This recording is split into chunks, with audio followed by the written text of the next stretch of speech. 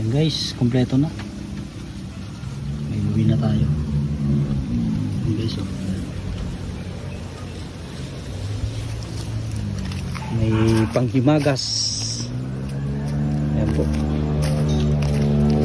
At nagtanggal kami ng tanggal si Sanap ng tawag dito, mga puno na unwanted, mga hindi na kailangan. Guys, linis-linis, naglilinis-linis, linis-linis konti guys. Blessing, oh. May pan na po,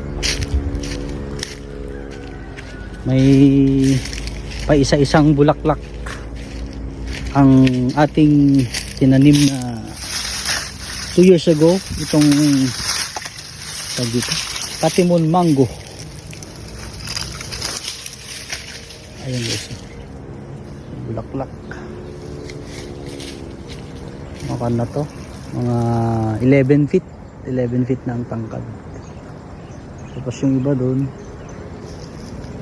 Golden Queen, dalawa, tapos 3 katimon, tapos kasama natin si Sanap pala. Ilan ba to? Pala kasi yung spacing natin medyo malapit. Yung mangga natin is 1, 2, 3, 4, 5, 6 na kan, 6 na gimaras, 6 na gimaras, tapos 3 katimon mango,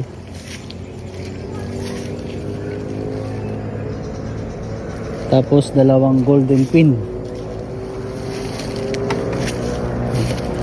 Didilig-dilig ng tawag dito,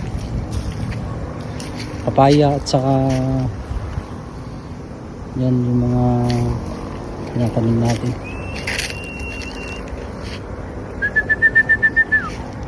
Laylay niya, pero may pudo na kami. Grabe. Madaling nga i-transfer sa atin niya.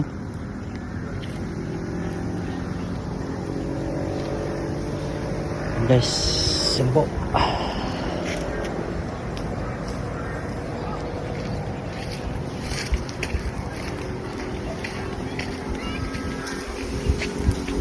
Wala, paunti na.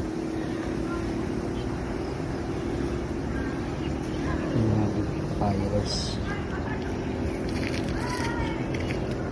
Meron tayong hahawakan na yung dati pa rin, yung pinahawak natin.